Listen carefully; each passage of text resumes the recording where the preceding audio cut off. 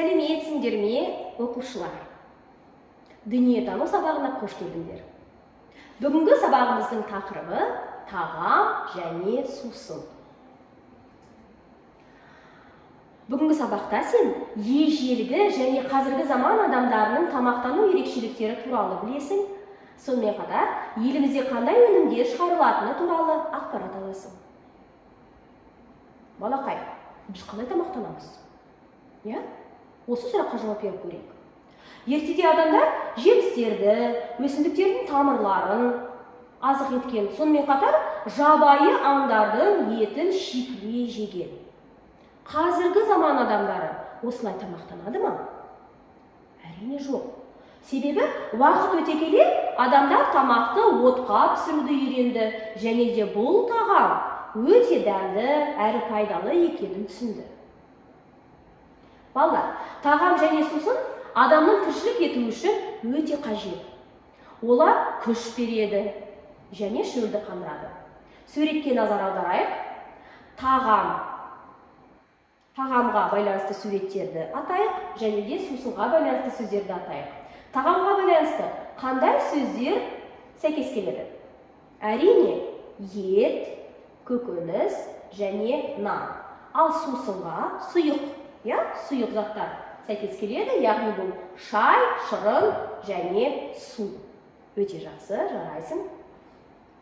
Балалар, сендер білесіңдер ме?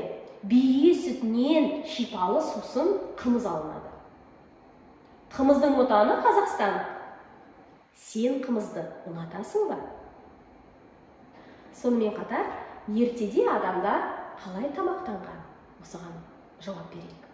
Ертеде адамдардың негізгі тағамдарының бірі нан болған. Нанды әр үйде пеште пісірген, сонымен қатар тамаққа жемістер мен көкөністерді де пайдаланған. Жармалардан түрлі ботқаларды дайындаған. Ал сен білесің бе? Ертеде құрманы шөл даланың наны деп атаған. Саяхатшылар сапарға шыққан кезде міндетті түрде өздерімен бірге құрманы алып жүрген. Ұлы жібек жолы Қытай және басқа да елдерді байланыстырды. Оның ішінде Қазақстан да бар.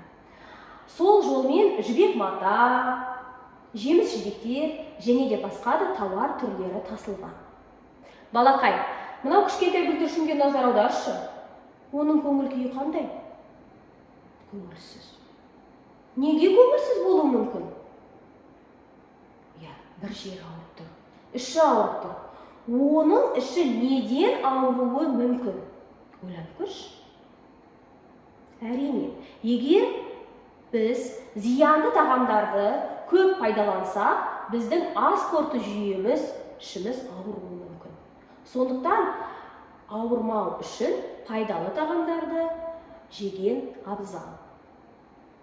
Осы суреттерге қарап, пайдалы тағамдардың тізімін жазып ал, және де зиянды тағамдардың тізімін жазып ал.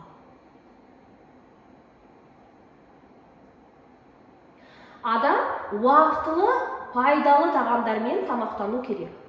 Ал сен білесің бе? Адамның миына жаңғақтың барлық түрі де пайдалы.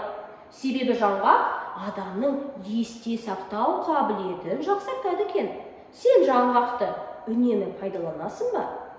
Күніне бір рет болса да жаңғақты пайдалануды әдетке айналдырып көр.